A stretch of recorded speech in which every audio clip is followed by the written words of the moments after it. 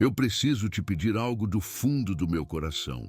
Não pule este vídeo, não dê as costas para esta mensagem. Ela pode não ter chegado a você por acaso, mas como um encontro marcado por Deus com a sua alma. Hoje, a palavra tem algo urgente para você, algo que pode mudar o seu destino eterno. A mensagem de hoje é sobre a reconciliação, o caminho de volta para casa.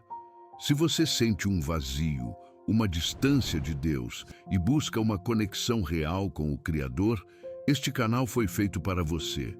Inscreva-se agora e ative as notificações, pois cada vídeo é uma porta para um encontro mais profundo com a palavra que transforma. Nesta reflexão, inspirada na sabedoria do reverendo Hernandes Dias Lopes, vamos mergulhar no coração do Evangelho.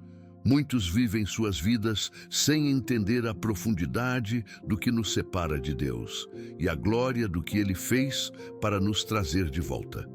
Nossa base está na segunda carta de Paulo aos Coríntios, capítulo 5, a partir do versículo 18. A primeira verdade que precisamos entender é a necessidade absoluta da reconciliação.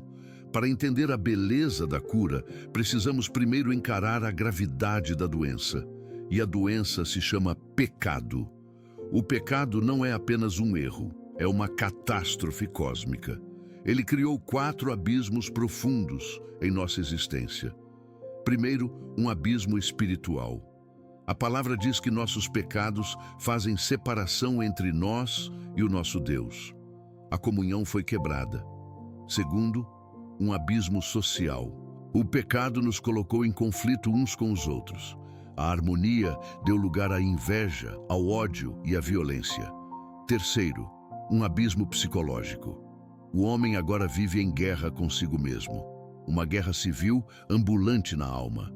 E, por fim, um abismo ecológico, nos colocando em uma relação de destruição com a própria criação. A Bíblia é clara: todos pecaram, não há um justo sequer.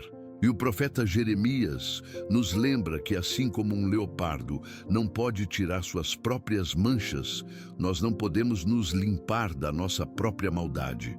Estamos perdidos, manchados e sem a capacidade de construir uma ponte de volta para Deus. A nossa necessidade de reconciliação é total, urgente e desesperadora. E aqui está a notícia mais gloriosa do universo. A segunda verdade é que Deus é o autor inesperado da reconciliação.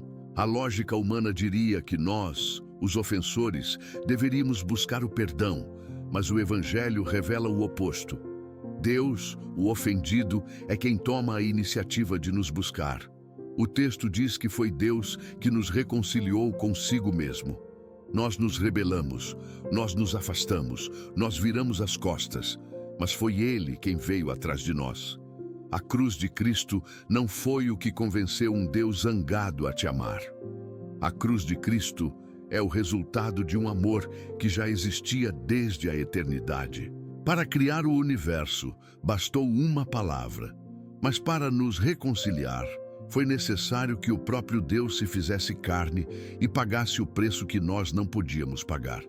Isso nos leva à terceira verdade.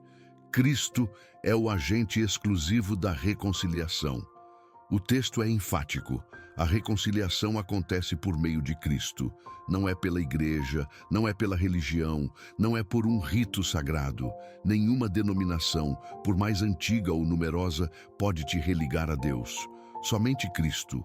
Porque, como diz a palavra, debaixo do céu, não há nenhum outro nome dado entre os homens pelo qual importa que sejamos salvos. Jesus é a porta. Jesus é o caminho. Jesus é o único mediador entre Deus e os homens. E Ele não nos reconciliou apenas com seus ensinos, pois seriam impossíveis para nós. Ele nos reconciliou com a sua morte. A simplicidade e o poder do Evangelho estão nisso. A morte de Cristo na cruz é a nossa paz com Deus. Mas como isso funciona na prática? Como um Deus santo pode perdoar um pecador sem violar sua própria justiça? A quarta verdade é a base jurídica da reconciliação, a grande troca. O pastor Hernandes a explica como uma transação em uma conta bancária. Primeiro, o versículo 19 diz que Deus não imputou aos homens as suas transgressões. Ele olhou para a sua dívida impagável e decidiu não lançá-la na sua conta. Segundo, ele fez o impensável. No versículo 21 lemos: aquele que não conheceu pecado, ele o fez pecado por nós. Deus pegou todo o seu pecado, toda a sua sujeira, toda a sua dívida e a transferiu para a conta de Cristo na cruz.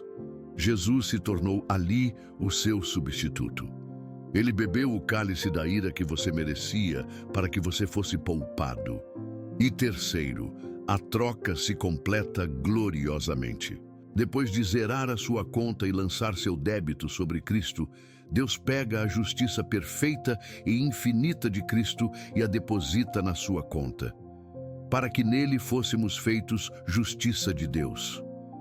Agora, diante do tribunal do céu, quando Deus olha para você, Ele não vê mais a sua dívida, Ele vê o crédito infinito do seu Filho.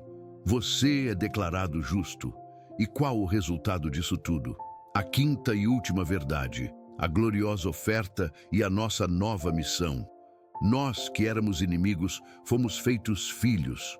E mais, o versículo 18 diz que Deus nos deu o ministério da reconciliação. Todo aquele que foi reconciliado recebe no mesmo instante uma nova identidade e um novo propósito: ser um embaixador de Cristo. Um embaixador vive em terra estranha, representando seu país de origem. A nossa pátria não é aqui, ela está no céu. E estamos aqui com uma missão sagrada: falar em nome do nosso Rei. Nossa mensagem, com a autoridade que Ele nos deu, é urgente, como diz o versículo 20. Em nome de Cristo, pois, rogamos que vos reconcilieis com Deus. E esta é a exortação final para você. Se você ainda não se reconciliou com Deus, não adie. O apóstolo Paulo conclui no capítulo 6, versículo 2. Eis agora o tempo sobremodo oportuno. Eis agora o dia da salvação. O amanhã não te pertence. Hoje é o dia de voltar para casa. Com essa urgência no coração, eu te convido a responder a este chamado em oração. Onde quer que você esteja, prepare seu espírito, não como um estranho, mas como um filho que volta para os braços do Pai. Vamos orar. Pai, nós acabamos de ouvir a Tua palavra e entendemos a profundidade do nosso pecado e a imensidão do Teu amor. Reconhecemos que estávamos separados de Ti, condenados e sem esperança. Mas hoje, nós te agradecemos pela reconciliação que nos ofereces em Cristo Jesus. Obrigado por ter tomado a iniciativa. Obrigado por ter pago a nossa dívida na cruz. Senhor Jesus, nós te recebemos como nosso único e suficiente Salvador. Nós nos prostramos diante da grande troca da cruz. Entregamos a Ti os nossos pecados e recebemos a Tua justiça. Lava-nos, purifica-nos, faz-nos Teus. E como Teus filhos reconciliados, aceitamos a missão de sermos Teus embaixadores. Que a nossa vida, a partir de hoje, seja um rogo ao mundo. Reconciliai-vos com Deus. Em Teu nome oramos. Amém.